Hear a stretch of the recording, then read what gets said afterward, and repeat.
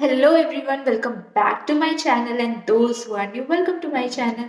तो फ्रेंड्स, आपको पता है एंट्रेंस की डेट आ चुकी है अलीगढ़ मुस्लिम यूनिवर्सिटी की। तो मैं आपको बता दूं, अगर जिन लोगों ने भी प्रिपरेशन अभी एंट्रेंस की स्टार्ट नहीं की है वो जल्दी से स्टार्ट कर दी, क्योंकि बीएससी में होना थोड़ा सा टफ है आपके लिए।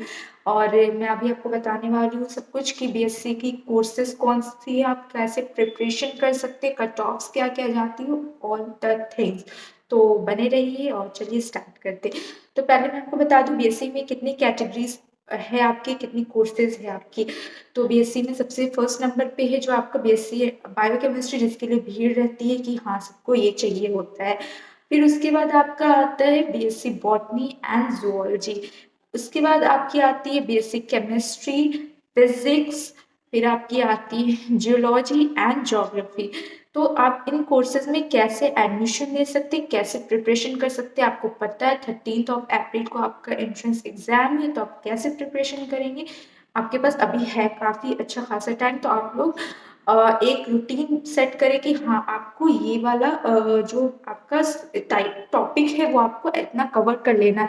तो पहले मैं आपको बता दूं कि जो आपके सिलेबस होती है वो क्या होती है। तो आपकी आती है आपकी एनसीईआरटी 11 12 की बायोलॉजी, आपकी फिजिक्स और आपकी केमिस्ट्री और आप इंग्लिश आती है।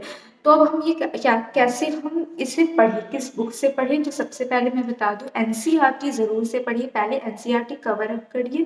फिर उसके बाद आप प्रीवियस ईयर क्वेश्चंस लगाइए।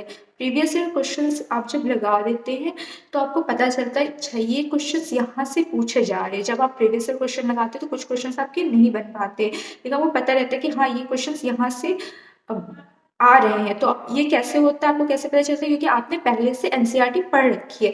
तो फिर से आप जब आप क्वेश्चन प्रीवियस ईयर क्वेश्चन लगा लेते हैं, फिर उसके बाद फिर से एनसीईआरटी उठाइए, फिर से पढ़िए, तो आपको बहुत सारी नई नई टॉपिक्स और पता चलेंगी। फिर आप कम से कम आप एनसीईआरटी 3 बार कवर अप करिए। उसके बाद आप नीट के भी क्वेश्चंस लगाइए। नीट के भी क्वेश्चंस लगाना जरूरी है, जिनको बायोकेमिस्ट्री ऑप्ट करनी है उनके लिए तो बहुत जरूरी है नीट के क्वेश्चंस लगाने, क्योंकि आपके उसी लेवल के बायोकेमिस्ट्री के पेपर आते हैं। आप टारगेट बनाइए, कम से कम आप बायोलॉजी तो पूरा सारे आपके 25 मार्क्स के पेपर डिवाइडेड रहते हैं, आपके पीसी बी और आपकी इंग्लिश। तो आपके ये 25 मार्क्स के आपके डिवाइडेड रहते हैं, जिसमें से आपको 25 आउट ऑफ 25 तो आपको बायोलॉजी में लाना है। ये टारगेट बना के चलिए।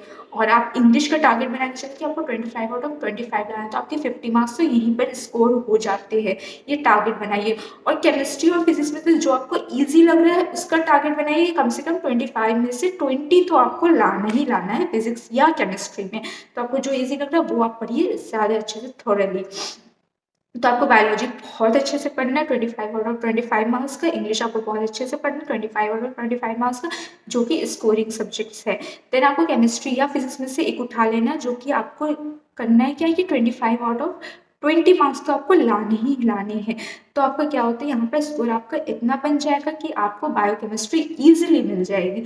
और बाकी आपके उसके अगले रैंक में आपका बॉटनी या जूलॉजी आएगा। फिर उसके बाद आप अगर केमिस्ट्री या फिजिक्स जो बच्चे ऑप्ट करना चाहते हैं वो तो मैथमेटिक्स वाले भी रहते हैं, तो इसकी हम इतना बात नहीं करेंगे। फिर आप क्या आते हैं जियोलॉजी एंड ज्योग्राफी। तो सबसे पहले आपको अगर बॉटनी जूलॉजी नहीं मिल पाता, देन आपको कम रैंक वालों को जियोलॉजी मिलता है। अगर जियोलॉजी भी नहीं किसी का हो पाता, उससे भी कम रैंक आती है, तो आपकी ज्योग्राफी मिलती है। तो इतना आपको पता चल गया कि कैसे मिलता है। अब कट ऑफ क्या जाती है, तो आपकी कट ऑफ रहती है आपकी 50+, 55+ तो आपकी, या 55 या 55+ आपकी बायोकेमिस्ट्री की होगी, 60 से ज़्यादा नहीं जाती है। तो आपकी ये बायोकेमिस्ट्री की रहती है। और फिर उसके बाद जो इसकी कम, इससे कम रहती है वो आपकी रहती है बॉटनी या जूलॉजी की। और सबसे जो कम मिनिमम जो जाती है आपकी, वो आपकी जाती है 30। बॉयज़ के लिए 30 35 और गर्ल्स के लिए 40 45 ऐसे जाती है, जिसमें आपको जियोलॉजी या ज्योग्राफी मिल पाता है। और आपकी जो बाद में जब रिजल्ट आएगी तो मैं आपको बताऊंगी कि वो रैंक वाइज जो डिवाइड होती है वो आपको भी समझ नहीं आएगा रैंक वाइज, वो मैं आपको बाद में बताऊंगी जब रिजल्ट आएगा उसके बाद। तो यहाँ पर बस आप प्रिपरेशन करिए ऐसे जिस मेथड से आपको बताया गया है कि हाँ ये टॉपिक आप कवर अप कीजिए। आप 3 बार एनसीईआरटी ज़रूर कवर करें, और आप एक चैप्टर को कम से कम 2 3 बार ज़रूर पढ़ें। तो एनसीईआरटी ऐसे कवर करिए और आप प्रीवियस ईयर क्वेश्चंस बनाइए, कम से कम 10 इयर्स के प्रीवियस ईयर क्वेश्चंस बनाइए। एंड सबसे इम्पॉर्टेंट बायोकेमिस्ट्री वाले लोगों के लिए कि वो नीट के पेपर ज़रूर दे। तो जो नीट के आप नीट के कम से कम 5 इयर्स के पेपर तो ज़रूर ही लगाइएगा। तो बेस्ट ऑफ लक गाइस। और अगर आपको और भी टॉपिक्स की वीडियो चाहिए तो कमेंट सेक्शन पे ज़रूर कमेंट कर दे। So take care of yourself and all the best.